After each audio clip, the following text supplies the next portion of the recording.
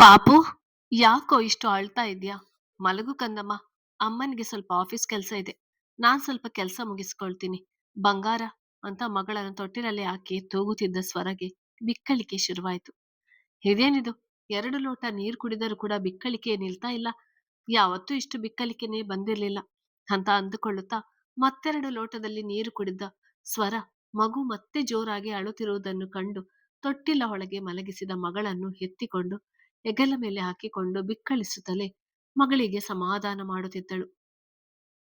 ಯಾರೋ ನಿನ್ನನ್ನು ತುಂಬಾ ನೆನಪು ಮಾಡಿಕೊಳ್ಳುತ್ತಿದ್ದಾರೆ ಅನ್ಸುತ್ತೆ. ಅದಕ್ಕೆ ಇಷ್ಟು ಬಿಕ್ಕಳಿಕೆ. ಮೊದಲೋಗಿ ನೀರು ಕುಡಿ.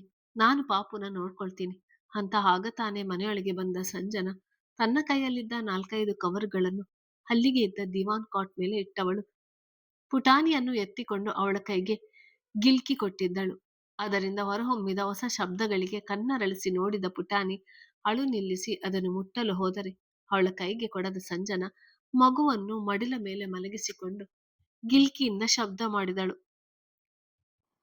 ಯಾಕೋ ಬಿಕ್ಕಳಿಕೆ ನಿಲ್ತಾನೆ ಇಲ್ಲ ಸಂಜು. ಅವಾಗಿಲಿನಿಂದ 4-5 ಲೋಟದಲ್ಲಿ ನೀರು ಖಾಲಿ ಮಾಡಿದ್ದೇನೆ, ಆದರೂ ನಿಲ್ಲುತ್ತಿಲ್ಲ. ನೀನು ಹೇಳಿದಾಗೆ ನನ್ನ ನೆನಪು ಮಾಡಿಕೊಳ್ಳೋರು ಯಾರೂ ಇಲ್ಲ. ನೆನಪು ಮಾಡ್ಕೊಂಡ್ರೆ ನೀನೊಬ್ಳೇ ಮಾಡ್ಕೊಳ್ಬೇಕು ಅಷ್ಟೇ. ಆದ್ರೆ ನೀನೇ ಇಲ್ಲಿದ್ದೀಯಲ್ಲ ಅಂತ ನೋವಿನಿಂದ ಹೇಳಿದಳು. ಯಾಕೆ ಹೊಳ್ಳೆ ಎಲ್ಲ ಬಿಟ್ಟ ಸನ್ಯಾಸಿಯಾಗಿ ಮಾತನಾಡ್ತಿದ್ಯಾ? ಒಮ್ಮೊಮ್ಮೆ ಜೊತೆಗೆ ಒಮ್ಮೊಮ್ಮೆ ನಿನ್ನ ವರ್ತನೆಗಳು ಕೂಡ ನಿಗೂಢವಾಗಿರುತ್ತದೆ. ನನ್ನ ಮನೆಯಲ್ಲಿ ಬಾಣಂತನ ಮಾಡಿಸಿಕೊಳ್ತಾ ಇದ್ದ ಟೈಮಲ್ಲಿ ಯಾರದೋ ಫೋಟೋ ನೋಡ್ತಾ ಇರುತ್ತಿದ್ದೆ ಅನ್ನೋದು ನನಗೆ ನೆನಪಿದೆ. ಅದು ಯಾರು ಅಂತ ಕೇಳಿದಾಗ ಕೂಡ ಹೇಳಿರ್ಲಿಲ್ಲ. ಒಮ್ಮೊಮ್ಮೆ ಅಂತೂ ಇದ್ದಕ್ಕಿದ್ದಂತೆ ಕಾಣೆಯಾಗಿ ಬಿಡ್ತೀಯ. ಯಾರನ್ನೋ ನೆನಪಿಸಿಕೊಂಡು ಅಳ್ತಾ ಇರ್ತೀಯ. ನಿನ್ನ ಹಿಂದಿನ ಜೀವನದಲ್ಲಿ ಏನಾಗಿದೆ ಅಂತ ಹೇಳು ಅಂದ್ರೆ, ಪಾಪಿ, ನಾನು ಮೋಸ ಮಾಡಿದವಳು, ನಾನು ಕೆಟ್ಟವಳು ಅಂತ ಹೇಳಿ ಏನು ಹೇಳುವುದೇ ಇಲ್ಲ ನೀನು. ಯಾಕೆ ಸ್ವರ, ಮನಸ್ಸಲ್ಲಿ ಇಷ್ಟು ನೋವು ಇಟ್ಟುಕೊಂಡಿದ್ಯಾ? ಎಲ್ಲವನ್ನು ಒಮ್ಮೆಲೆ ಹೊರ ಹಾಕಿಬಿಡು. ಆಗ ನಿನಗೂ ಕೂಡ ಸಮಾಧಾನವಾಗಿ ಜೀವನ ನಡೆಸಲು ಸಹಾಯ ಆಗುತ್ತೆ. ಯಾಕೆಲ್ಲವನ್ನು ಒಳಗೆ ಇಟ್ಟುಕೊಂಡು ನೀನೊಬ್ಬಳೆ ಕೊರಗುತ್ತೀಯ ಎಂದು ಸಂಜನ ಅವಳ ಕೈ ಹಿಡಿದು ಕೇಳಿಕೊಳ್ಳಲು ಅಷ್ಟೊತ್ತಿಗಾಗಲೇ ಅವಳ ಬಿಕ್ಕಳಿಕೆ ಮಾಯವಾಗಿತ್ತು. ಹೇಳ್ಕೊಳ್ಳೋಕ್ಕೆ ಅಂತ ವಿಷಯ ಏನಿಲ್ಲ ಸಂಜು. ಆದ್ರೆ ನನ್ನ ಹಿಂದಿನ ಜೀವನದ ಬಗ್ಗೆ ನೀನು ಕೇಳಿ ತಿಳಿದು ನನ್ನ ಬಗ್ಗೆ ಅಸಹ್ಯ ಪಟ್ಕೊಳ್ತೀಯ ಅನ್ನೋ ಭಯ ಇದೆ. ಅದಕ್ಕೋಸ್ಕರನೇ ನಿನ್ ಜೊತೆ ಏನನ್ನು ಹೇಳಿಕೊಳ್ಳೋಕೆ ಆಗ್ತಾ ಇಲ್ಲ. ಆದ್ರೆ ಖಂಡಿತ ಒಂದಿನ ನಿನ್ನಲ್ಲಿ ಎಲ್ಲ ಹೇಳ್ಕೊಳ್ತೀನಿ. ಆದ್ರೆ ಸಮಯ ಬರ್ಬೇಕಷ್ಟೆ ಅಂತ ಹೇಳುವಳು. ಸರಿ ಬಿಡು, ಆಯ್ತು. ನಾನು ಆ ಸಮಯಕ್ಕಾಗಿ ಕಾಯ್ತಾ ಇರ್ತೀನಿ. ಈಗ ಪಾಪುಗಾಗಿ ಅಂತ ಶಾಪಿಂಗ್ ಮಾಡಿ ಬಟ್ಟೆ ತಂದಿದ್ದೇನೆ ನೋಡು. ನಿಂಗೆ ಇಷ್ಟ ಆಯ್ತಾ ಎಂದು ಬಟ್ಟೆ ತೋರಿಸುವಳು. ತುಂಬಾ ಚೆನ್ನಾಗಿದೆ. ಇದನ್ನೆಲ್ಲ ಯಾಕೆ ತರೋಕೆ ಹೋದೆ? ಈಗಾಗಲೇ ತುಂಬಾ ಹೆಚ್ಚಾಗಿದೆ ಇವಳ ಬಟ್ಟೆಗಳು. ಬಟ್ಟೆ ಇಡಲು ಜಾಗನೇ ಇಲ್ಲ. ಹೊಸದಾಗಿ ಒಂದು ಬೀರು ತೆಗೆದುಕೊಳ್ಬೇಕು ಅಂತ ಇದ್ದೇನೆ ಎಂದು ಹೇಳುವಳು. ಹಬ್ಬಾ, ಅಂತೂ ಮನಸ್ಸು ಮಾಡಿದೆಯಲ್ಲ. ಈ ದಿವಾನ್ ಕಟ್ ಕೆಳಗಿರುವ 3 ಕಬೋರ್ಡ್ಗಳಲ್ಲಿ ನಿಂದು ಮತ್ತೆ ಪಾಪು ಬಟ್ಟೆ ಇಟ್ಕೊಂಡಿದ್ದೆ. ಈಗ ಚಿಕ್ಕ ಚಿಕ್ಕ 3 ಕಬೋರ್ಡ್ಗಳು ಎಲ್ಲಿ ಸಾಲುತ್ತೆ? ನಾನು ಮನೆಯಲ್ಲ ಹಾಕುವ ನೈಟ್ ಡ್ರೆಸ್ಗಳಿಗೆ ಕೂಡ ಒಂದು 3 ಚಿಕ್ಕ ಕಬೋರ್ಡ್ಗಳು ಸಾಲಲ್ಲ ಗೊತ್ತಾ? ಅಂಥದ್ರಲ್ಲಿ ನೀನು ನಿನ್ನದು ಮತ್ತೆ ಪಾಪು ಬಟ್ಟೆ ಇಟ್ಕೊಂಡಿದ್ಯಲ್ಲ. ಮೊದಲು ಹೊಸದೊಂದು ಬೀರು ತಗೋ, ಜೊತೆಗೆ ಡ್ರೆಸ್ಸಿಂಗ್ ಟೇಬಲ್ ಕೂಡ. ನಾನು ಒಳ್ಳೆ ಕಡೆ ವಿಚಾರಿಸಿದ್ದೇನೆ. 4,000 ಇರ್ಬಹುದು. ಈ ಮಂತ್ ಸ್ಯಾಲರಿಯಲ್ಲಿ ತಗೋಬಿಡು ಅಂತ ಹೇಳುವಳು. ಹಾ, ಸರಿ ಆಯ್ತು ಅಂತ ಹೇಳಿದವಳು ಮಗುವಿಗೆ ಹಾಲು ಕುಡಿಸಿ ಸಂಜನ ಜೊತೆ ಆಟಕ್ಕೆ ಬಿಟ್ಟಳು.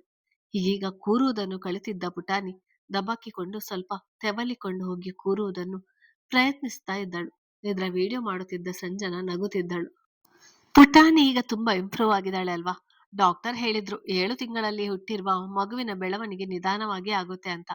ಆದ್ರೆ ಈ ಮಗು ತುಂಬಾ ಇಂಪ್ರೂವ್ ಆಗ್ತಾ ಇದ್ದಾಳೆ. 9 ತಿಂಗಳ ಮಕ್ಕಳು ಹೇಗೆ ಬೆಳವಣಿಗೆ ಹೊಂದಿರುತ್ತವೆ ಹಾಗೆಯೇ ಆಗಿದ್ದಾಳೆ. ತೆವಳುವುದು, ಕೂರುವುದು, ಜೊತೆಗೆ ಈಗೀಗ ನಿಧಾನಕ್ಕೆ ಒಬ್ಬರು ಕೈ ಹಿಡಿದುಕೊಂಡರೆ ನಡೆದಾಡಲು ಶುರು ಮಾಡ್ತಾಳೆ. ಜಾನಿ ನಿನ್ ಮಗಳು ಅಂತ ಸಂಜನಾ ಅಡುಗೆ ಮನೆಯಿಂದ ಬಂದ ಸ್ವರಳನ್ನು ನೋಡುತ್ತಾ ಹೇಳುವಳು. ಹೌದು, ನನಗೂ ಅದೇ ಭಯ ಇತ್ತು. ಎಲ್ಲಿ 7 ತಿಂಗಳಿಗೆ ಹುಟ್ಟಿರುವ ಮಗುವಿನ ಬೆಳವಣಿಗೆ ಚೆನ್ನಾಗಿ ಆಗೋಲ್ವೇನೋ ಅಂತ. ಅದಕ್ಕೆ ಕಣ್ರೆಪ್ಪೆಯಂತೆ ನೋಡಿಕೊಂಡಿದ್ದೆ ಇವಳನ್ನು. ನನ್ ಮಗು ನನ್ಗೆ ಹೆಚ್ಚಾಗಿ ತೊಂದರೆ ಕೊಡದೆ ಎಲ್ಲಾ ಮಕ್ಕಳಂತೆ ಬೆಳೆದು ಬಿಟ್ಟಳು. ಡಾಕ್ಟರ್ಸ್ ಕೂಡ ಆಶ್ಚರ್ಯ ಪಡ್ತಾರೆ. 7 ತಿಂಗಳಿಗೆ ಹುಟ್ಟಿರುವ ಮಗುವಿನ ಬೆಳವಣಿಗೆ ಸ್ವಲ್ಪ ಕಮ್ಮಿ ಇರುತ್ತೆ, ಜೋಪಾನವಾಗಿ ನೋಡಿಕೊಳ್ಳಿ ಅಂತ ಹೇಳಿದ್ದರು. 5 ತಿಂಗಳಿಗೆ ಮಗುವನ್ನು ತೋರಿಸಲು ಹೋಗಿದ್ದಾಗ ಅವರೇ ಆಶ್ಚರ್ಯ ಪಟ್ಟಿದ್ದರು. ಮಗು ತುಂಬಾ ಚೆನ್ನಾಗಿ ಬೆಳವಣಿಗೆ ಆಗಿದೆ ಅಂತ. ಇದೊಂದೇ ಖುಷಿ ನೋಡು. ನಂಗೆ ಭಯ ಇತ್ತು, ಎಲ್ಲಿ ನನ್ನ ತಪ್ಪಿನಿಂದ ಮಗುವಿಗೆ ತೊಂದರೆ ಆಗುತ್ತೋ ಏನೋ ಅಂತ. ಆ ದೇವರು ಇದೊಂದು ವಿಷಯದಲ್ಲಾದರೂ ನನ್ನ ಕೈ ಹಿಡಿದ ಅಂತ ಹೇಳಿದ ಸ್ವರ ಮಗಳನ್ನು ಅಪ್ಪಿ ಮುದ್ದಾಡುವಳು. ಸರಿ ಸರಿ, ಆಯ್ತು, ಸ್ವಲ್ಪ ಹೊತ್ತು ರೆಸ್ಟ್ ಮಾಡಿ ಒಂದು ಮೂವಿ ನೋಡೋಣ. ಅನಂತರ ಸಂಜೆ ಅಷ್ಟೊತ್ತಿಗೆ ಶಾಪಿಂಗ್ ಮಾಲ್‌ಗೆ ಹೋಗೋಣ. ನಂಗೆ ಸ್ವಲ್ಪ ಬಟ್ಟೆ ತೆಗೆದುಕೊಳ್ಳುವುದಿದೆ. ಹಾಗೆ ನೀನು ಹೇಳ್ತಾ ಇದ್ಯಲ್ಲ, ಒಂದೆರಡು ಜೊತೆ ಕಾಟನ್ ಸೀರೆ ತೆಗೆದುಕೊಳ್ಬೇಕಂತ. ಹೋಗಿ ಬರೋಣ ಎಂದು ಸಂಜನಾ ಹೇಳುವಳು. ಸರಿ ಸಂಜು, ಪಾಪು ತೂಗಡಿಸ್ತಿದ್ದಾಳೆ. ಈಗ ಮಲಗಿ ಬಿಡ್ಬೋದು. ಅವಳನ್ನು ತೊಟ್ಟಿಲಲ್ಲಿ ಮಲಗಿಸ್ತೇನೆ. ನೀನ್ ಯಾವ ಮೂವಿ ಬೇಕು ಅದನ್ನ ಹಾಕು ನೋಡೋಣ ಅಂತ ಹೇಳಿದ ಸ್ವರ ಮಧ್ಯಾಹ್ನದ ಅಡುಗೆ ಮುಗಿದಿದ್ದ ಕಾರಣ ಬಂದು ಸಂಜನ ಜೊತೆ ಕುಳಿತುಕೊಂಡಳು. ಇತ್ತ ಕಡೆ ಮಾಮ್ ಅಂತ ಕೂಗಿಕೊಂಡ ಅಗಸ್ತ್ಯ ಬೀಳುತ್ತಿದ್ದ ತನ್ನಮ್ಮನನ್ನು ಹಿಡಿದುಕೊಂಡಿದ್ದ. ವಾಸು, ಬೇಗ ಕಾರ್ ತೆಗಿ ಅಂತ ಹೇಳಿದವನು ತನ್ನಮ್ಮನನ್ನು ಎತ್ತಿಕೊಂಡು ಮುಂದೆ ಹೋಗುತ್ತಿದ್ದವ ಸಪ್ತ ಕಡೆ ಹಿಂತಿರುಗಿ ನೋಡಿದ್ದ. ಇಷ್ಟು ದಿನ ನಾನು ಪ್ರೀತಿಸಿದ್ದ ಹುಡುಗಿ ಅಂತ ನಿನಗೇನು ತೊಂದರೆ ಮಾಡದೆ ಸುಮ್ಮನಿದ್ದೆ. ಆದರೆ ಇಂದು ನಿನ್ನಿಂದ, ನಿನ್ನ ಮಾತಿನಿಂದ ನನ್ನ ತಾಯಿಗೆ ಈ ಸ್ಥಿತಿ ಬಂದಿದೆ. ಈ ಅಗಸ್ತ್ಯ ನನ್ನ ಕೆಣಕಿದ್ರೆ ಸ್ವಲ್ಪ ಶಿಕ್ಷೆ ಆಗುತ್ತಿತ್ತೋ ಏನೋ ನಿಂಗೆ. ಆದ್ರೆ ನಿನ್ನಿಂದ ನನ್ನ ತಾಯಿಗೆ ಈ ಸ್ಥಿತಿ ಬಂದಿದೆ. ಇನ್ನು ನಿನ್ನನ್ನಂತೂ ಸುಮ್ಮನೆ ಬಿಡೋ ಮಾತೇ ಇಲ್ಲ. ಮೊದಲೇ ಹೇಳ್ತಾ ಇದ್ದೀನಿ, ಎಲ್ಲಾದ್ರೂ ತಪ್ಪಿಸಿಕೊಂಡು ಬಿಡು ಸಪ್ತ. ಇಲ್ಲ ಅಂದ್ರೆ ಈ ಅಗಸ್ತ್ಯ ಅನ್ನುವ ರಾಕ್ಷಸ ನಿನ್ನ ರಕ್ತ ಕುಡಿದು ಬಿಡ್ತಾನೆ ಅಂತ ರೋಷದಲ್ಲಿ ಹೇಳಿದವನು ತನ್ನ ತಾಯಿಯನ್ನು ಎತ್ತಿಕೊಂಡೇ ಕಾರಿನತ್ತ ತಂದವನು. ಅವರನ್ನು ಕಾರಿನೊಳಗೆ ಮಲಗಿಸಿ ನರ್ಸ್ ಪೂಜಾಗೆ ಕಾರು ಹತ್ತಲು ಹೇಳಿದವನು. ವಾಸಕಿ ತಾನೇ ಡ್ರೈವ್ ಮಾಡ್ತೀನಂತ ಹೇಳಿದರೂ ಬಿಡದೆ ತಾನೇ ವೇಗವಾಗಿ ಕಾರ್ ಡ್ರೈವ್ ಮಾಡುತ್ತಾ ಸಂಜೀವಿನಿ ಹಾಸ್ಪಿಟಲ್ ಹತ್ತ ಹೋಗುವನು. ಮಗು ಇಷ್ಟೊಂದು ರೋಷ ಆವೇಶ ಒಳ್ಳೆಯದಲ್ಲ. ನಮ್ಮ ಮಾತು ಹೇಗಿರ್ಬೇಕಂದ್ರೆ ಎದುರಿಗಿರುವವರಿಗೆ ಮತ್ತೊಮ್ಮೆ ಅವರ ಜೊತೆ ಮಾತನಾಡ್ಬೇಕಂತ ಅನಿಸುವ ಆಗಿರ್ಬೇಕು. ಅದು ಬಿಟ್ಟು ಜೀವನದಲ್ಲಿ ಇವರ ಜೊತೆ ಮಾತನಾಡಬಾರ್ದು, ಹಾಗಿರ್ಬಾರ್ದು ನಮ್ಮ ಮಾತು. ಮಾತನಾಡುವಾಗ ಸ್ವಲ್ಪ ಎಚ್ಚರಿಕೆ ಇರಲಿ.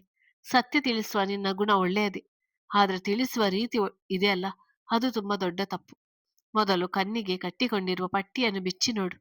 ಯಾರು ತಪ್ಪು ಮಾಡುತ್ತಿದ್ದಾರೆ, ಯಾರು ನಿಂಗೆ ಮೋಸ ಮಾಡುತ್ತಿದ್ದಾರೆ ಎನ್ನುವುದು ತಿಳಿಯುತ್ತದೆ ಎಂದು ತಿಳಿಸಿದ ಗುರುಗಳು ತಾವು ಕೂಡ ಅಗಸ್ತ್ಯನನ್ನು ಹಿಂಬಾಲಿಸಿದರು. ಓ ಶಿಟ್, ಇದೇನಾಯ್ತು? ನನ್ನ ಮಾತಿನಿಂದ ನೀಲಾಂಬರಿ ಆಂಟಿಗೆ ಈ ರೀತಿಯಾಗಿ ಹೋಯಿತು. ಅವ್ರಿಗೇನಾದರೂ ಹೆಚ್ಚು ಕಡಿಮೆ ಆಗಿಬಿಟ್ಟರೆ ಅಗಸ್ತ್ಯ ನನ್ನನ್ನು ಸುಮ್ಮನೆ ಬಿಡ್ತಾನ ಅಂತ ಹೇಳಿಕೊಂಡ ಸಪ್ತ ಬೆವರಲು ಶುರು ಆದಳು. ಯಾಕೋ ಅಲ್ಲಿರಲು ಭಯ ಕಾಡಿ ತನ್ನ ಕಾರೊಳಗೆ ಹೋಗಿ ಕುಳಿತುಕೊಂಡವಳು ತನ್ನ ತವರು ಮನೆಯತ್ತ ಹೊರಟು ಬಿಟ್ಟಳು. ಛೆ, ಎಲ್ಲಾ ಸರಿ ಇತ್ತು ಅನ್ನುವ ಸಮಯದಲ್ಲಿ ಬಂದು ದೊಡ್ಡ ಅನಾಹುತ ಮಾಡಿ ಹೋಗಿದ್ದಾಳೆ ಇಡಿಯಟ್. ನಾನೆಷ್ಟು ಬಾರಿ ಹೇಳಿದ್ದೆ ಅಗಸ್ತ್ಯ ಅವಳಿಗೆ ಸಲುಗೆ ಕೊಡ್ಬೇಡ ಅಂತ. ನೋಡು, ಅವಳಿಂದ ಆಂಟಿ ಈ ಸ್ಥಿತಿಗೆ ಬರುವ ಹಾಗಾಗಿದೆ. ಛೆ, ದುರಾಸೆಯ ಹೆಣ್ಣು ಅಂತ ಬೈದುಕೊಳ್ಳುತ್ತಿದ್ದ ವಾಸುಕಿ ಸಂಜೀವಿನಿ ಹಾಸ್ಪಿಟಲ್ ಡಾಕ್ಟರ್ ಜೊತೆ ಫೋನಿನಲ್ಲಿ ಮಾತನಾಡುತ್ತಿದ್ದ. ವಾಸುಕಿ ಮಾತಿಗೆ ಪ್ರತಿಕ್ರಿಯಿಸದ ಅಗಸ್ತ್ಯ ಸಂಜೀವಿನಿ ಹಾಸ್ಪಿಟಲ್ ಮುಂದೆ ಕಾರು ನಿಲ್ಲಿಸಿದ. ಈಗಾಗಲೇ ಇವರಿಗಾಗಿ ಕಾಯುತ್ತಿದ್ದ ಡಾಕ್ಟರ್ಸ್ ನೀಲಾಂಬರಿ ಹೆಗಡೆ ಅವರನ್ನು ಅಡ್ಮಿಟ್ ಮಾಡಿಕೊಂಡರು. ಡಾಕ್ಟರ್, ಎಷ್ಟು ಖರ್ಚಾದರೂ ಪರವಾಗಿಲ್ಲ, ನನ್ನ ಮಾಮ್ಗೆ ಏನು ತೊಂದರೆ ಆಗದೆ ಅವರು ರಿಕವರಿ ಆಗಬೇಕು. ಹಾಗೆ ಅವರಿಗೆ ಟ್ರೀಟ್ಮೆಂಟ್ ಕೊಟ್ಟಿದ್ದ ಫಾರಿನ್ ಡಾಕ್ಟರ್ಸ್ ಕೂಡ 2 ಅವರ್ಸ್ನಲ್ಲಿ ಇಲ್ಲಿಗೆ ಬರ್ತಾರೆ. ಅಟ್ ಎನಿ ಕಾಸ್ಟ್ ನನ್ನ ಮಾಮ್ ಉಳಿಯಬೇಕು ಅಷ್ಟೇ ಅಂತ ಕೋಪ ಮಿಶ್ರಿತ ಅಳುವಿನಲ್ಲಿ ಕೇಳಿಕೊಂಡ ಅಗಸ್ತ್ಯನ ದೇಹ ನಡುಗುತ್ತಿತ್ತು. ಅದನ್ನು ಗಮನಿಸಿದ ವಾಸುಕಿ ಅವನ ಹತ್ತಿರ ಹೋಗಿ ಅವನ ಕೈ ಹಿಡಿದವನು ಅವನನ್ನು ಚೇರ್ ಮೇಲೆ ಕೂರಿಸಿದ. ಹಣ ಹೊಂದಿದ್ದರೆ ಎಲ್ಲ ನಡೆಯುತ್ತಿತ್ತು ಅನ್ನುವುದಿದ್ದರೆ ಪ್ರಪಂಚದಲ್ಲಿ ಎಷ್ಟು ಮಂದಿ ಈಗಲೂ ಬದುಕುಳಿಯುತ್ತಿದ್ದರು. ನಮ್ಮ ಕೈಲಾಗುವ ಪ್ರಯತ್ನ ನಾವು ಮಾಡೇ ಮಾಡ್ತೀವಿ. ಮಿಕ್ಕಿತ್ತು ಎಲ್ಲ ದೇವರಿಗೆ ಬಿಟ್ಟಿದ್ದು. ಹೋಪ್ ಕಳೆದುಕೊಳ್ಳಬೇಡಿ ಎಂದು ಅವನಿಗೆ ಸಾಂತ್ವನ ನೀಡಿದ ಡಾಕ್ಟರ್ ಆಪರೇಷನ್ ಥಿಯೇಟರ್ ಒಳಗೆ ಹೋಗಿದ್ದರು. ಅಗಸ್ತ್ಯ, ಸಮಾಧಾನ ಮಾಡ್ಕೊ, ಟೆನ್ಷನ್ ಆಗ್ಬೇಡ. ಆಂಟಿಗೇನು ಆಗೋಲ್ಲ. ಆ ಸಪ್ತ ಮಾತಿನಿಂದ ಶಾಕ್ ಆಗಿ ಪ್ರಜ್ಞೆ ತಪ್ಪಿದ್ದಾರೆ ಅಷ್ಟೇ, ಹೆಚ್ಚಿಗೆ ಏನು ಆಗಿರಲ್ಲ. ನನ್ನ ಮೇಲೆ ನಂಬಿಕೆ ಇದೆ ಅಲ್ವಾ?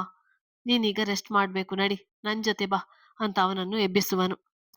ವಾಸು, ನನಗೆ ಯಾಕೆ ಹೀಗಾಗುತ್ತೆ? ನಾನು ಯಾರಿಗೂ ಏನ್ ಮಾಡಿದ್ದೀನಿ ವಾಸು? ನಂಗೆ ಅಂತ ಈ ಪ್ರಪಂಚದಲ್ಲಿ ಇರುವುದು ಅವಳೊಬ್ಬಳು ಮಾತ್ರ. ಅವಳಿಗೆ ಏನಾದರೂ ಆದರೆ ನಾನು ಬದುಕಿರಲ್ಲ ವಾಸು. ನಾನು ಬದುಕಿರುವುದೇ ಅವಳಿಗಾಗಿ.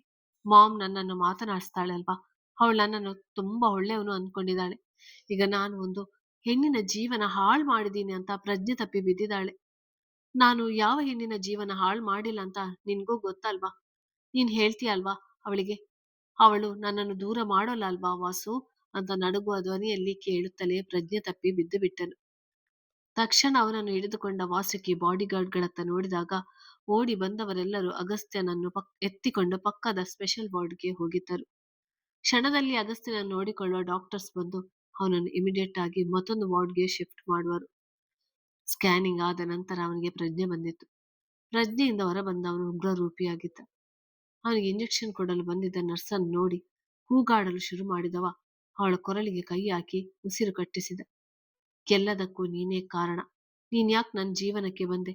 ನೀನೊಬ್ಬಳು ಇಲ್ಲಿ ಇರ್ಲಿಲ್ಲ ಅಂದಿದ್ರೆ ಇವತ್ತಿಗೆ ನಾನ್ ನನ್ನ ಲೈಫ್ನಲ್ಲಿ ಹ್ಯಾಪಿ ಆಗಿರ್ತಿದ್ದೆ. ನೀನೇ ಕಾರಣ ನಾನು ಈ ಸ್ಥಿತಿಯಲ್ಲಿ ಇರುವುದಕ್ಕೆ. ನೀನನ್ನು ಬಿಡಲ್ಲ, ಸಾಯಿಸಿ ಬಿಡ್ತೀನಿ. ಅಮಾಯಕ ಮುಖವನ್ನು ತೋರಿಸಿ ನೀನು ಯಾರಿಗೂ ಬೇಕಾದ್ರೂ ಮರಳು ಮಾಡ್ಬೋದು, ಆದ್ರೆ ಈ ಅಗಸ್ತ್ಯನಿಗೆ ಅಲ್ಲ. ನನ್ ಸಪ್ತ ದೂರ ಆಗೋಕ್ಕೆ ನೀನೇ ಕಾರಣ.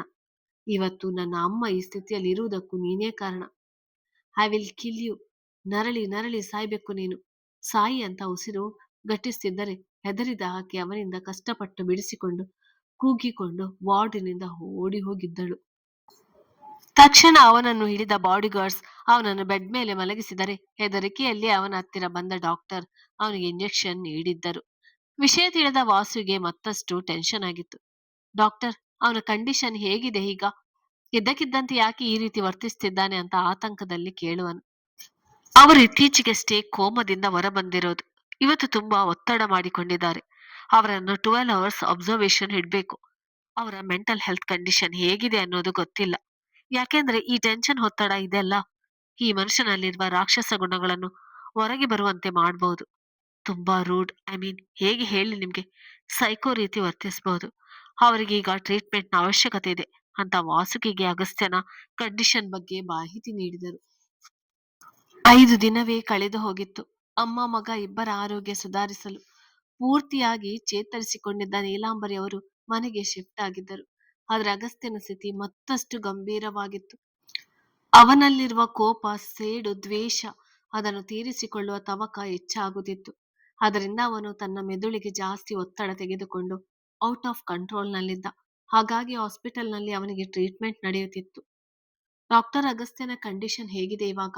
ಓಕೆನಾ, ನಾರ್ಮಲ್ ಇದ್ದಾನಾ ಅಂತ ವಾರ್ಡಿಂದ ಹೊರಬಂದ ಡಾಕ್ಟರ್ಸ್ ನೋಡಿ ವಾಸುಕಿ ಕೇಳುವನು. ನಮ್ ಜೊತೆ ಬನ್ನಿ, ನಾವೇ ತೋರಿಸ್ತೀವಿ ನಿಮ್ಗೆ ಅಂತ ಹೇಳಿದ ಡಾಕ್ಟರ್ ವಾಸುಕಿಯನ್ನು ತಮ್ಮ ಕ್ಯಾಬಿನ್ಗೆ ಕರೆದುಕೊಂಡು ಹೋದವರು ಕಳೆದ 3 ದಿನದಿಂದ ಅಗಸ್ತ್ಯ ರಾತ್ರಿಯ ಸಮಯದಲ್ಲಿ ವರ್ತಿಸುತ್ತಿರುವ ವಿಡಿಯೋನ ತೋರಿಸಿದರು. ಮಧ್ಯರಾತ್ರಿ ಅಷ್ಟೊತ್ತಿಗೆ ಎಚ್ಚರವಾಗುತ್ತಿದ್ದ ಅಗಸ್ತ್ಯ ಕೋಪದಿಂದ ಎಲ್ಲಾ ವಸ್ತುಗಳನ್ನು ಚೆಲ್ಲಾಪಿಲ್ಲಿ ಮಾಡುತ್ತಿದ್ದ. ಗೋಡೆ ಹತ್ತಿರ ಹೋಗಿ ನಿಂತು ಯಾವುದೋ ಹೆಣ್ಣಿನ ಹತ್ತಿರ ಮಾತನಾಡುವಂತೆ ಮಾತನಾಡುತ್ತಾ ದ್ವೇಷವನ್ನು ತೀರಿಸಿಕೊಳ್ಳುತ್ತಾ ಚಾಕುವಿನಲ್ಲಿ ಗೋಡೆಗೆ ಚುಚ್ಚುತ್ತಿದ್ದ. ಜೊತೆಗೆ ಯಾರಾದರೂ ಲೇಡಿ ನರ್ಸ್ಗಳು ಅವನಿಗೆ ಟ್ರೀಟ್ಮೆಂಟ್ ಮಾಡಲು ಬಂದರೆ ಅವರ ಕೊರಳನ್ನು ಬಿಗಿಯಾಗಿ ಹಿಡಿದು ಅವರು ಸಾಯುವಂತೆ ಮಾಡುತ್ತಿದ್ದ. ಅವನ ವರ್ತನೆಯಲ್ಲಾಗಿದ್ದ ಬದಲಾವಣೆಯನ್ನು ಗಮನಿಸಿದ ವಾಸುಕಿ ಚಿಂತಿಸಲು ಶುರು ಮಾಡಿದ. ಸೊ ನೋಡಿದ್ರಲ್ವಾ ಈ ವಿಡಿಯೋನ? ಅಗಸ್ತ್ಯ ಅವರ ಮೆಂಟಲ್ ಹೆಲ್ತ್ ಕಂಡೀಷನ್ ದಿನದಿಂದ ದಿನಕ್ಕೆ ತುಂಬಾ ಟಾಕ್ಸಿಕ್ ಆಗುತ್ತಿದೆ. ಸೈಕೋ ಪ್ರವೃತ್ತಿ ಜಾಸ್ತಿ ಆಗ್ತಾ ಇದೆ. ಅವರನ್ನು ಕಂಟ್ರೋಲ್ ಮಾಡೋಕ್ಕೂ ಆಗ್ತಾ ಇಲ್ಲ. ಮಾರ್ನಿಂಗ್ ಟೈಮ್ ಮತ್ತೆ ಈವ್ನಿಂಗ್ ಟೈಮ್ ಅವರ ಯೋಗ ಮಾಡಿದ್ರು ಕೂಡ ಆದಷ್ಟು ಕೋಪವನ್ನು ಕಂಟ್ರೋಲ್ ಮಾಡೋಕ್ ಆಗ್ತಾ ಇಲ್ಲ. ಇರೋದೊಂದೇ ಪರಿಹಾರ ಈಗ, ಅವ್ರು ಇಷ್ಟಪಡುವ ವ್ಯಕ್ತಿಗಳ ಜೊತೆ ಅವರನ್ನು ಬಿಡ್ಬೇಕು. ಇಲ್ಲ ಹೊಸದೊಂದು ಪ್ರಪಂಚವನ್ನು ಅವರಿಗೆ ಪರಿಚಯ ಮಾಡಿ ಬಿಡ್ಬೇಕು. ಇಲ್ಲ ಹೊಸದೊಂದು ಪ್ರಪಂಚವನ್ನು ಅವರಿಗೆ ಪರಿಚಯ ಮಾಡಿಸಬೇಕು. ಅವರು ಬಿಸ್ನೆಸ್, ಅಮ್ಮ ಮತ್ತೆ ನೀವು ಫ್ರೆಂಡ್ಸ್ ಇದಿಷ್ಟೇ ಅಂತ ತಿಳಿದಿರುವುದು. ಸಮಥಿಂಗ್ ಸ್ಪೆಷಲ್ ಆಗಿ ಅವರ ಜೀವನಕ್ಕೆ ಹೊಸದಾಗಿ ಬರಬೇಕು. ಅವರ ಡೈಲಿ ಲೈಫ್ ಚೇಂಜ್ ಆದಾಗ ಆ ವ್ಯಕ್ತಿಯ ಮನಸ್ಥಿತಿ ಕೂಡ ಚೇಂಜ್ ಆಗುತ್ತೆ ಅಂತ ಹೇಳುವರು. ಅವನಿಗೆ ಫುಟ್ಬಾಲ್, ವಾಲಿಬಾಲ್ ಮತ್ತೆ ಬಾಸ್ಕೆಟ್ ಬಾಲ್ಗಳಂದ್ರೆ ಇಷ್ಟ. ಈ ರೀತಿ ಹೇಳ್ತಾ ಇದ್ದೀರಾ ನೀವು ಅಂತ ವಾಸುಕಿ ಕೇಳಿದರೆ ಅವನ ಕಡೆ ವಿಚಿತ್ರವಾಗಿ ನೋಡಿದ ಡಾಕ್ಟರ್ ಮುಗುಳ್ನಗೆ ನಕ್ಕರು. ನಿಮ್ದು ಇದೇ ತರ ಕೇಸ್ ಅನ್ಸುತ್ತೆ. ಬರೀ ಇಷ್ಟರಲ್ಲೇ ಇದ್ದೀರಲ್ಲ ಮಿಸ್ಟರ್ ವಾಸುಕಿ. ಇದರಿಂದ ಆಚೆಗೆ ಬೇರೆ ಪ್ರಪಂಚ ಇದೆ.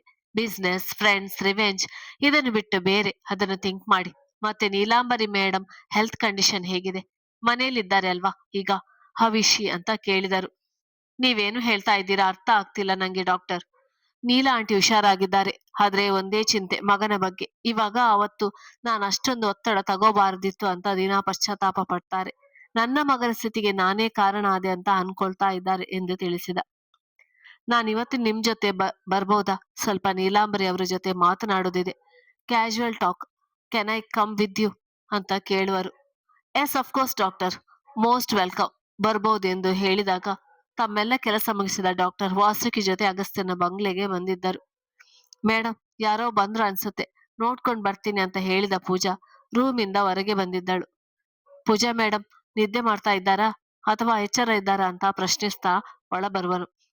ಸರಿ, ಇವಾಗ ತಾನೇ ನಿದ್ದೆಯಿಂದ ಎಚ್ಚರವಾಗಿದ್ದಾರೆ. ಕಾಫಿ ಮತ್ತೆ ಸ್ನಾಕ್ಸ್ ಕೊಟ್ಟಿದ್ದೆ. ಸ್ವಲ್ಪ ತಿಂದು ಓದ್ತಾ ಕೂತಿದ್ದಾರೆ ಅಂತ ತಿಳಿಸಿದಳು. ಸರಿ, ಓಕೆ. ನೀನು ಇಲ್ಲೇ ಹೊರಗಡೆ ಇರು ಅಂತ ಹೇಳಿದವನು ಡಾಕ್ಟರ್ ಜೊತೆ ನೀಲಾಂಬರಿ ಹೆಗ್ಡೆ ಅವರ ರೂಮಿಗೆ ಹೋಗುವನು. ಮಿಸ್ಟರ್ ವಾಸುಕಿ, ನೀವು ಸ್ವಲ್ಪ ಆಚೆ ಇರ್ತೀರಾ? ನಾನ್ ಮತ್ತೆ ಮೇಡಮ್ ಪರ್ಸನಲ್ ಆಗಿ ಮಾತನಾಡ್ಬೇಕಷ್ಟೇ ಅಂತ ಹೇಳಿದಾಗ ಸರಿ ಎಂದು ತಲೆ ಆಡಿಸಿದ ವಾಸುಕಿ ಆಚೆನೇ ಇದ್ದ. Hello madam, I am doctor Srinivas Prasad ಅಂತ ಪರಿಚಯ ಮಾಡಿಸಿಕೊಳ್ಳುತ್ತಾ ಅಲ್ಲೇ ಇದ್ದ ಚೇರ್ ಮೇಲೆ ಕೂತಾಗ ವೀಲ್ ಚೇರ್ ಮೇಲೆ ಕೂತಿದ್ದ ನೀಲಾಂಬರಿ ಅವರು ನಗಲೋ ಬೇಡವೋ ಎನ್ನುವಂತೆ ನಕ್ಕಿ ತಲೆ ಆಡಿಸಿದರು. ಏನು ಡಾಕ್ಟರ್, ಇಷ್ಟು ದೂರ ಬಂದಿದ್ದೀರಾ ಅಂತ ಕೇಳಿದರು. ಏನಿಲ್ಲ, ಸ್ವಲ್ಪ ಮಾತನಾಡಬೇಕಾಗಿತ್ತು ನಿಮ್ ಜೊತೆ. ನಿಮ್ಮ ಮಗನ ನೋಡ್ತಾ ಇರುವ ಡಾಕ್ಟರ್ ನಾನೇ. ಸೊ ನಿಮ್ಮ ಮಗನ ದಿನಾಚರಣೆ ಹೇಗಿತ್ತು, ಅವರ ಅಭ್ಯಾಸಗಳೇನು ಅಂತೆಲ್ಲ ತಿಳ್ಕೋಬಹುದಾ ಎಂದು ಕೇಳುವರು. ಎಸ್, ಖಂಡಿತ ತಿಳ್ಕೋಬಹುದು ಡಾಕ್ಟರ್. ಅಗಸ್ತ್ಯ ನನಗಿರುವ ಏಕೈಕ ಮಗ. ನಾನು ಅವನ್ ಪ್ರೆಗ್ನೆಂಟ್ ನಲ್ಲಿ ಇರ್ಬೇಕಾದ್ರೆ ನನಗೆ ಡೈವರ್ಸ್ ಆಗಿತ್ತು. ಪ್ರೆಗ್ನೆನ್ಸಿ ಟೈಮ್ ನಲ್ಲಿ ಸ್ವಲ್ಪ ಕುಗ್ಗಿದ್ದು ನಿಜ, ಬಟ್ ಆಮೇಲೆ ನಾನ್ ಸ್ಟ್ರಾಂಗ್ ಆದೆ. ಮಗುನ ಸಿಂಗಲ್ ಪ್ಯಾರೆಂಟ್ಸ್ ಆಗಿ ಸಾಕ್ಬಹುದು ಅಂತ ನಿರ್ಧಾರ ಮಾಡಿದೆ. ಮನೆಯಲ್ಲಿ ತುಂಬಾ ಫೋರ್ಸ್ ಮಾಡಿದ್ರು ಮತ್ತೊಂದು ಮದುವೆ ಆಗುವಂತ, ಬಟ್ ನಂಗಿಷ್ಟ ಇರ್ಲಿಲ್ಲ. ಬಿಸ್ನೆಸ್ ಅಲ್ಲಿ ಏನನ್ನು ಸಾಧಿಸ್ಬೇಕೆನ್ನೋ ಛಲ ನನ್ನಲ್ಲಿ ಹೆಚ್ಚಾಗಿತ್ತು. ನಾನು ಯಾವತ್ತೂ ನನ್ನ ಮಗನಿಗೆ ಪ್ರೀತಿ ಕಮ್ಮಿ ಮಾಡಿರ್ಲಿಲ್ಲ. ಅವನು ರಾಜನಂತೆ ಬೆಳೆಸಿದ್ದೆ. ಅವನು 10 ವರ್ಷದ ತನಕ ತುಂಬಾ ಸಾಫ್ಟ್ ಬಾಯ್ ಆಗಿಯೇ ಇದ್ದ. 10 ವರ್ಷದ ನಂತರ ಅವನು ಸ್ಕೂಲ್ನಲ್ಲಿ ಅವನಿಗೆ ರೇಗಿಸಲು ಶುರು ಮಾಡಿದ್ರು. ಅಪ್ಪ ಇಲ್ಲ ಅಂತೆಲ್ಲ. ಸೊ ಅದರಿಂದ ಸ್ವಲ್ಪ ಡಿಪ್ರೆಷನ್ ಆಗಿ ತುಂಬಾ ಕೋಪ ಮಾಡ್ಕೊಳ್ಳೋಕೆ ಶುರು ಮಾಡಿದ. ತುಂಬಾ ರಿಯಾಕ್ಟ್ ಮಾಡೋಕೆ ಶುರು ಮಾಡಿದ.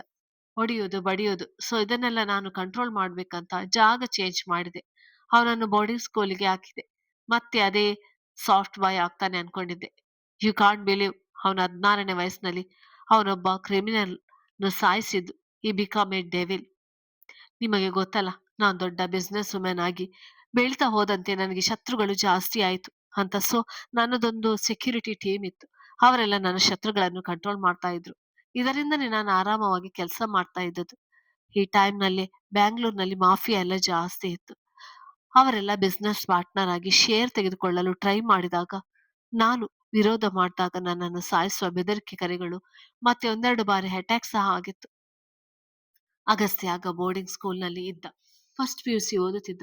ಅವನಿಗೆ ಯಾವುದೂ ಗೊತ್ತಿರಲಿಲ್ಲ. ನನ್ನ ಮಗ ಯಾವಾಗ್ಲೂ ರಜೆ ಸಮಯದಲ್ಲಿ ಟ್ರಿಪ್ ಹೋಗ್ತಾ ಇದ್ವಿ. ಅವನು ಫಸ್ಟ್ PUC ರ್ಯಾಂಕ್ ಬಂದಿದ್ದ. ಸೊ ರಜೆ ಸಮಯದಲ್ಲಿ ನಾವು ಟ್ರಿಪ್ ಹೋಗಿದ್ದ ಸಮಯದಲ್ಲಿ ನನ್ನ ಮೇಲೆ ಅಟ್ಯಾಕ್ ಆಗುತ್ತೆ. ಐ ಮೀನ್, ನಿಮ್ಗೆ ಹೇಗೆ ಹೇಳಿ, ನನ್ನ ಮೇಲೆ ದೈಹಿಕವಾಗಿ ಹಲ್ಲೆ ಆದಾಗ ಅವನು ಮಾನ್ಸ್ಟರ್ ಆದ. ನನ್ನ ಮುಂದೆನೆ ನನಗೆ ತೊಂದರೆ ನೀಡಿದವನು ಸಾಯಿಸಿಬಿಟ್ಟ. ಅಲ್ಲೇ ಅವನ ಹೊಸ ರೂಪ ನನಗೆ ಕಾಣಿಸಿದ್ದು. 16ನೇ ವಯಸ್ಸಿನಲ್ಲಿ ಮಾಫಿಯಾ ಕಿಂಗ್ನ ಅವನು ಸಾಯಿಸಿದ್ದು. ಇದು ಹೆಚ್ಚಾಗಿ ಹೊರಗೆ ಸುದ್ದಿಯಾಗಿಲ್ಲ. ಯಾಕೆಂದ್ರೆ ನಾನೇ ತಡೆದಿದ್ದೆ. ಅವನನ್ನು ಧ್ಯಾನ ಕೇಂದ್ರದಲ್ಲಿ ಸೇರಿಸಿದೆ ಅಂತ ಅವನ ಸುತ್ತ ಸೆಕ್ಯೂರಿಟಿ ಟೀಮ್ ಇಟ್ಟೆ. ಅವನು ತನ್ನ ಎಜುಕೇಶನ್ ಮುಗಿಸಿಕೊಳ್ಳುತ್ತಲೇ ತನ್ನದೇ ಆದ ಒಂದು ಗುಂಪನ್ನು ಕಟ್ಟುತ್ತಾ ಬಂದ. ಯಾವುದೇ ಅನ್ಯಾಯ ಆದ್ರೂ ಸಹ ಅದರ ವಿರುದ್ಧ ನಿಲ್ಲುತ್ತಿದ್ದ. ಬ್ಯಾಂಗ್ಳೂರ್ನಲ್ಲಿರುವ ಮಾಫಿಯಾನೆಲ್ಲ ಅಳಿಸಿ ಯಾವುದೇ ಗ್ಯಾಂಗ್ ಸಹ ಬ್ಯಾಂಗ್ಳೂರನ್ನು ಅಟ್ಯಾಕ್ ಮಾಡಬಾರ್ದು. ಈ ರೀತಿ ಬ್ಯಾಂಗ್ಳೂರ್ನಲ್ಲೇ ಇವನದೇ ಒಂದು ಡೆವಿಲ್ ಟೀಮ್ ಕಟ್ಟಿಕೊಂಡ. ಇವತ್ತಿಗೂ ಬ್ಯಾಂಗ್ಳೂರ್ನಲ್ಲಿ ಯಾಕೆ ಇಡೀ ಇಂಡಿಯಾದಲ್ಲಿ ಡೆವಿಲ್ ಟೀಮ್ ಅಂತ ಹೇಳಿದ್ರೆ ಜನ ನಡುಗುತ್ತಾರೆ. ಇಷ್ಟೆಲ್ಲದರ ನಡುವೆ ಅವನಿಗೆ ಒಂದು ಹುಡುಗಿಯ ಮೇಲೆ ಪ್ರೀತಿ ಆಗುತ್ತೆ. ಆಕೆಯೇ ಲವ್ ಪ್ರಪೋಸ್ ಮಾಡಿದ್ದು. ಅವನಿಗೆ ನಾನಂದ್ರೆ ಪಂಚಪ್ರಾಣ. ನನ್ನದೇ ರೀತಿ ಧೈರ್ಯವಿರುವ ಹುಡುಗಿ ಬೇಕು ಅಂತ ಹೇಳ್ತಾ ಇದ್ದ. ಅದಕ್ಕೆ ತಕ್ಕನಾಗಿ ಆ ಹುಡುಗಿ ಸಹ ಅದೇ ರೀತಿ ಇತ್ತು. ಆದ್ರೆ ಅವರ ನಡುವೆ ಏನಾಯ್ತೋ ಏನೋ, ಆ ಹುಡುಗಿ ಬೇರೊಬ್ಬರ ಜೊತೆ ಮದುವೆ ಆದ್ಲು. ಅದೇ ಸಮಯದಲ್ಲಿ ನನಗೆ ದೊಡ್ಡ ಆಕ್ಸಿಡೆಂಟ್ ಆಗಿ ನನ್ನ ಕಾಲು ಕಳೆದುಕೊಂಡೆ. ಅವನು ಸಹ ಕೋಮಕ್ಕೆ ಹೋದ. ಇಷ್ಟು ಅವನ ಜೀವನದಲ್ಲಿ ನಡೆದಿರುವುದು. ನಾನು ನೋಡಿದ ಪ್ರಕಾರ ನನ್ನಿಂದ ಏನೇನೋ ಮುಚ್ಚಿಟ್ಟಿದ್ದಾನೆಯೋ ಗೊತ್ತಿಲ್ಲ. ನನ್ ಮಗ ತುಂಬಾ ಒಳ್ಳೆಯವನು. ಯಾರಾದ್ರೂ ಹೆಣ್ಣು ಮಕ್ಕಳಿಗೆ ತೊಂದರೆ ಕೊಡ್ತಾರೆ ಅಂದ್ರೆ ಅವ ರಾಕ್ಷಸ ಆಗ್ತಾನೆ. ಆದ್ರೆ ಈಗ ಅವನಿಂದಲೇ ಯಾವುದೋ ಒಂದು ಹೆಣ್ಣಿಗೆ ಅನ್ಯಾಯ ಆಗಿದೆ ಅಂತ ತಿಳಿದಾಗಲಿಂದ ನನ್ನ ಕೈಲಿ ಅದನ್ನು ಸಹಿಸಿಕೊಳ್ಳಲು ಆಗ್ತಾ ಇಲ್ಲ. ನನಗೆ ನಂಬಿಕೆ ಇದೆ ಡಾಕ್ಟರ್, ನನ್ ಮಗ ಯಾವುದೇ ಕಾರಣಕ್ಕೂ ಯಾವ ತಪ್ಪು ಮಾಡಿಲ್ಲ ಅಂತ. ನಾನೆಲ್ಲಿ ತಪ್ಪು ತಿಳ್ಕೊಳ್ತೀನಿ ಅಂತ ಈಗ ಅವನು ತುಂಬಾ ಡಿಸ್ಟರ್ಬ್ ಆಗಿದ್ದಾನೆ ಎಂದು ಹೇಳುವರು. ನಿಮ್ ಮಗನ ಕತೆ ಮಾನ್ಸ್ಟರ್ ಹೀರೋ ಕತೆ ತರ ಇದೆ. ನಿಮ್ ಮಗ ಒಬ್ಬ ಹೀರೋ ಕೂಡ, ಜೊತೆಗೆ ಒಬ್ಬ ವಿಲನ್ ಸಹ. ಎಲ್ಲಾ ಹೆಣ್ಣು ಮಕ್ಕಳು ಗೌರವದಿಂದ ಕಾಣುತ್ತಿದ್ದವನು ಒಂದು ಹುಡುಗಿಗೆ ಅನ್ಯಾಯ ಮಾಡಿದ್ದಾನೆ ಅಂದ್ರೆ ಅದರ ಹಿನ್ನೆಲೆ ಬಗ್ಗೆ ತಿಳಿದುಕೊಳ್ಳಲೇಬೇಕು ಮೇಡಮ್. ಅದನ್ನೆಲ್ಲ ಪೂರ್ತಿಯಾಗಿ ತಿಳಿದುಕೊಂಡು ನಿಮ್ಮದೇ ರೀತಿಯಲ್ಲಿ ನ್ಯಾಯ ಒದಗಿಸಿ ಒಂದು ಸಲಹೆ ಮೇಡಮ್. ದ್ವೇಷ ಸಾಧಿಸ್ತಿರುವ ಹೆಣ್ಣನ್ನು ನಿಮ್ಮ ಮಗನ ಜೀವನಕ್ಕೆ ಕರೆತನ್ನಿ. ಹೊಸ ಪ್ರಯೋಗ ಇದು, ಮೇ ಬಿ ವರ್ಕ್ ಆಗ್ಬಹುದು ಎಂದು ಹೇಳಿ ಹೊರಬರುವರು. ವಾಸುಕಿ, ನನ್ನ ನಿಮ್ಮ ಡ್ರೈವರ್ ಬಿಡ್ತಾರೆ. ನಿಮ್ ಮೇಡಮ್ ಜೊತೆ ಇವಾಗ ಮಾತಾಡಿ ಅವರೇನು ನಿರ್ಧಾರ ತೆಗೆದುಕೊಂಡರೋ ಅದನ್ನು ಒಪ್ಪಿಕೊಂಡು ಅವರು ಹೇಳಿದಾಗೆ ಮಾಡಿ ಅಂತ ಹೇಳಿ ಡಾಕ್ಟರ್ ಅಲ್ಲಿಂದ ಹೋಗುವರು. ಡಾಕ್ಟರ್ ಹೋದ ತಕ್ಷಣ ನೀಲಾಂಬರಿಯವರು ರೂಮ್ ಒಳಗೆ ಬಂದ ವಾಸುಕಿ ಅವರ ಕಾಲ ಹತ್ತಿರ ಹೋಗಿ ಕುಳಿತುಕೊಂಡ. ಆಂಟಿ, ನೀವೇನು ನಿರ್ಧಾರ ತೆಗೆದುಕೊಂಡರು ನಂಗೆ ಅದರ ಒಪ್ಪಿಗೆ ಇದೆ. ಏನ್ ಮಾಡ್ಬೇಕಂತ ಇದ್ದೀರಾ ಆಂಟಿ? ನಾನು ಏನ್ ಮಾಡ್ಬೇಕು ಅನ್ನೋದನ್ನು ಆರ್ಡರ್ ನೀಡಿ ಅಂತ ಕೇಳುವನು. ವಾಸು, ನಾನು ಈಗಲೇ ಸಪ್ತಾಳನ್ನು ನೋಡ್ಬೇಕು. ಈ ತಕ್ಷಣ ಅವಳನ್ನು ಇಲ್ಲಿಗೆ ಕರೆಸು ಅಂತ ಹೇಳುವರು. ವಾಟ್ ಆಂಟಿ, ಏನ್ ಹೇಳ್ತಾ ಇದ್ದೀರಾ? ಆ ಸಪ್ತ ಯಾಕೆ? ವಿಷಕಾರುವ ಜಂತು ಅವಳು. ಅವಳನ್ನ ಹತ್ತಿರ ಸೇರಿಸ್ಬೇಡಿ ಆಂಟಿ ಅಂತ ಹೇಳುವನು. ಪ್ಲೀಸ್ ವಾಸು, ನಾನು ಸಪ್ತ ಜೊತೆ ಮಾತಾಡ್ಲೇಬೇಕು. ಅವಳನ್ನು ಕರೆಸು. ಇಲ್ಲಾಂದ್ರೆ ನಾನು ವಿಷಯ ಅರಿಯದೆ ಏನೇನು ಯೋಚನೆ ಮಾಡಿ ಸತ್ತು ಹೋಗ್ತೀನಿ ಎಂದು ಭಾವುಕರಾಗಿ ಹೇಳುವರು. ಆಂಟಿ, ಹೀಗೇನು ಸಪ್ತ ಜೊತೆ ಮಾತನಾಡ್ಬೇಕು. ಸರಿ ಆಯ್ತು, ಇನ್ನು 30 ಮಿನಿಟ್ಸ್ನಲ್ಲಿ ಅವಳು ಇಲ್ಲಿ ಇರ್ತಾಳೆ. ಬಟ್ ನೀವು ಸಾಯೋ ಮಾತೆಲ್ಲ ಆಡ್ಬೇಡಿ ಎಂದು ಹೇಳಿದವ ಟೀಮ್ಗೆ ಸಪ್ತ ಎಲ್ಲೇ ಇದ್ದರು ಇನ್ನ 25 ಮಿನಿಟ್ಸ್ನಲ್ಲಿ ಇಲ್ಲಿಗೆ ಕರೆತರುವ ಆದೇಶ ಹೊರಡಿಸಿದ. ಅಲ್ಲ, ಮನೆಗೆ ಬಂದು 5 ದಿನದ ಮೇಲಾಯ್ತು. ಅವಳ ರೂಮ್ ಬಿಟ್ಟು ಆಚೆನೆ ಬಂದಿಲ್ವಲ್ಲ? ಸಪ್ತ, ಏನಾಗಿದೆ ನಿಂಗೆ? ಹಳೆಯಂದ್ರ ಜೊತೆ ಜಗಳ ಕೂಡ ಆಡ್ಕೊಂಡು ಬಂದಿಲ್ಲ ಅಂದ್ಮೇಲೆ ಯಾಕೆ ಈ ರೀತಿ ರೂಮಲ್ಲಿ ಇದ್ಯಾ? ಏನಾಗಿದೆ ನಿಂಗೆ ಅಂತ ದೇವಿಕಾ ಅವರು ಮಗಳಿಗೆ ಊಟಕ್ಕೆ ಕೊಡುತ್ತಾ ಕೇಳಿದರು. ಎಲ್ಲ ನಿನ್ನತ್ರ ಹೇಳಲೇಬೇಕಾ? ಸುಮ್ನೆ ನನ್ ತಲೆ ತಿನ್ಬೇಡ, ಹೋಗಮ್ಮ. ಪೀಸ್ಫುಲ್ ಆಗಿರ್ಬೇಕಂತ ನನ್ ತವ್ರ ಮನೆಗೆ ಬಂದಿರೋದು. ಎಲ್ಲದಕ್ಕೂ ಕಲ್ಲು ಹಾಕ್ಬೇಡ. ಮೊದಲು ಇಲ್ಲಿಂದ ಹೋಗು ಅಂತ ಊಟ ಮಾಡುತ್ತಾ ಹೇಳಿದಾಗ ಮೂತಿ ತಿರುವಿದ ದೇವಿಕಾ ಅವರು ಆಚೆ ಬಂದಿದ್ದರು. ಅದೇ ಸಮಯಕ್ಕೆ ಕಪ್ಪು ಬಟ್ಟೆ ಧರಿಸಿ ಅದರ ಮೇಲೆ ಡೆವಿಲ್ ಎಂದು ಬರೆದಿದ್ದ ಟೀ ಶರ್ಟ್ ಹಾಕಿದ್ದ 4-5 ಜನ ದೇವಿಕಾ ಅವರ ಮನೆಯೊಳಗೆ ನುಗ್ಗಿದರು. ಏ ಯಾರಪ್ಪ ನೀವ್ ಈ ರೀತಿ ಗೂಳಿ ನುಗ್ಗಿದಾಗೆ ನುಗ್ತಾ ಇದ್ದೀರಾ? ಮನೆಯಲ್ಲಿ ಗಂಡಸರಿಲ್ಲ, ಆಚೆ ಹೋಗಿ ಅಂತ ದೇವಿಕಾ ಅವರು ಕೂಗಾಡುವರು. ಇದೇನಿದಮ್ಮ, ಯಾಕೆ ಈ ರೀತಿ ಕೂಗ್ತಾ ಇದ್ದಾಳೆ ಅಂತ ಊಟ ಮಾಡುವುದನ್ನು ನಿಲ್ಲಿಸಿ ಮೆಟ್ಟಿಲಿಳಿದು ಕೆಳಗೆ ಬಂದ ಸಪ್ತ ಡೇವಿಲ್ ಟೀಮ್ ರವರನ್ನು ಕಂಡು ನಡುಗಿದಳು. ನೀಲಾಂಬರಿ ಮೇಡಮ್ ಅವರು ನಿಮ್ಮನ್ನು ಮೀಟ್ ಮಾಡ್ಬೇಕು ಅಂತ ಹೇಳಿದ್ದಾರೆ. ಇನ್ನು 10 ಮಿನಿಟ್ಸ್ನಲ್ಲಿ ನಾವಲ್ಲಿಗೆ ಹೋಗ್ಬೇಕು ಅಂತ ಮುಂದೆ ಒಬ್ಬ ಬಂದು ಕೇಳಿಕೊಂಡಾಗ ಸರಿ ಎಂದು ತಲೆ ಆಡಿಸಿದ ಸಪ್ತ ಅವರ ಜೊತೆ ಹೋಗುವಳು. ಅಯ್ಯೋ, ಡೇವಿಲ್ ಟೀಮ್ ಅಂದ್ರೆ ಆ ರಾಕ್ಷಸನ ಕಡೆಯವರು. ಆ ರಾಕ್ಷಸ ನನ್ನ ಮಗಳಿಗೆ ಏನಾದ್ರೂ ತೊಂದರೆ ಕೊಡ್ತಿದ್ದಾನ? ಅದಕ್ಕೆ ಇವಳು ಈ ರೀತಿ ತವರು ಮನೆಯಲ್ಲಿ ಅವಿತು ಕೂತಿದ್ದಾಳೆ ಅಂತ ಗಾಬರಿಪಟ್ಟ ದೇವಿಕಾ ಅವರು ತಕ್ಷಣ ಅರ್ಜುನ್ಗೆ ಕಾಲ್ ಮಾಡಿ ವಿಷಯ ತಿಳಿಸಿದರು. ಅತ್ತೆ, ಯು ಡೋಂಟ್ ವರಿ, ಸಪ್ತಾಳನ್ನು ಜೋಪಾನವಾಗಿ ಕರೆದುಕೊಂಡು ಬರುವ ಜವಾಬ್ದಾರಿ ನನ್ನದು ಅಂತ ಮಾತು ಕೊಟ್ಟ ಅವನು ಕಾಲ್ ಕಟ್ ಮಾಡಿ ಸಪ್ತಾಳ ಫೋನ್ಗೆ ಕಾಲ್ ಮಾಡಿದರೆ ಅವಳ ಫೋನ್ ಸ್ವಿಚ್ ಆಫ್ ಬರ್ತಿತ್ತು. ಏನಂತೆ ನಿನ್ನ ಹೆಂಡತಿದು ಪಕ್ಕದಲ್ಲೇ ಕೂತಿದ್ದ ರೀಮ್ ಅರ್ಜುನನ್ನು ನೋಡುತ್ತಾ ಕೇಳಿದಳು. ಅವಳು ಹೋಗಿದ್ದ ಕೆಲಸ ಸಕ್ಸಸ್ ಆಗಿತ್ತಲ್ವಾ? ಆ ಅಗಸ್ತ್ಯ ಹಾಸ್ಪಿಟಲ್ ಸೇರಿದ. ನಮ್ಮ ಬಿಸ್ನೆಸ್ ಸ್ವಲ್ಪ ಇವಾಗ ಆ ಆರೋಪದಿಂದ ಆಚೆ ಬರ್ತಾ ಇದೆ. ಬಟ್ ಈಗ ಏನು, ಡೆವಿಲ್ ಟೀಮ್ನವರು ಬಂದು ಅವಳನ್ನು ಕರ್ಕೊಂಡು ಹೋಗಿದ್ದಾರಂತೆ. ಅಗಸ್ತ್ಯನೇ ಇರ್ಬೇಕು. ಅವರಿಬ್ಬರು ಮತ್ತೆ ಒಂದಾದರೆ ನೋ, ಹಾಗಾಗ್ಬಾರ್ದು. ಅಗಸ್ತ್ಯನಿಗೆ ಪ್ರೀತಿಯ ವಿಷಯದಲ್ಲಿ ಪರಿಪೂರ್ಣತೆ ಸಿಗ್ಬಾರ್ದು. ಅದಕ್ಕಾಗಿನೇ ತಾನೆ ನಾನು ಇವಳನ್ನು ಮದುವೆಯಾಗಿರೋದು. ಇವಳೇನಾದ್ರೂ ಅವನ ಜೊತೆ ವಾಪಸ್ ಹೋದ್ರೆ ನಾನೇನು ಮಾಡ್ಲಿ ಅಂತ ಚಿಂತಿಸ್ದ ಹೇಳುವನು. ಟೆನ್ಷನ್ ತಗೋಬೇಡ. ಒಂದು ಬಾರಿ ಬಿಟ್ಟು ಹೋದವಳನ್ನು ಮತ್ತೆ ವಾಪಸ್ ಜೀವನಕ್ಕೆ ಅಗಸ್ತ್ಯ ಸೇರಿಸಲ್ಲ. ಜೊತೆಗೆ ಬೇರೆ ಹುಡುಗಿಯ ಮೇಲೂ ಸಹ ಪ್ರೀತಿ ಆಗೋಲ್ಲ ಅವನಿಗೆ. ಇದ್ರಲ್ಲಂತೂ ನಾನು 100% ಕೊಡ್ತೀನಿ. ನನ್ನ ಮಾತಿನ ಮೇಲೆ ನಂಬಿಕೆ ಇರಲಿ. ಅಗಸ್ತ್ಯ ಈಗ ಹಾಸ್ಪಿಟಲ್ ಇದ್ದಾನೆ ಅಂತ ನಮ್ಗೆ ಮಾಹಿತಿ ಬಂದಿರೋದು. ಮೇ ಬಿ ಅವನ ಮಾಮ್ ಕರೆದಿರ್ಬೋದು. ನೋಡೋಣ. ಹೇಗಿದ್ದರು ನಿನ್ನ ಹೆಂಡತಿನೇ ಎಲ್ಲ ಹೇಳ್ತಾಳಲ್ಲ ಎಂದು ರೀಮಾ ಹೇಳಿದಾಗ ಸರಿ ಎಂದು ತಲೆ ಆಡಿಸಿ ಲ್ಯಾಪ್ಟಾಪ್ ಹಿಡಿದು ಕುಳಿತುಕೊಂಡ. ಕತೆ ಮುಂದುವರಿಯುತ್ತದೆ.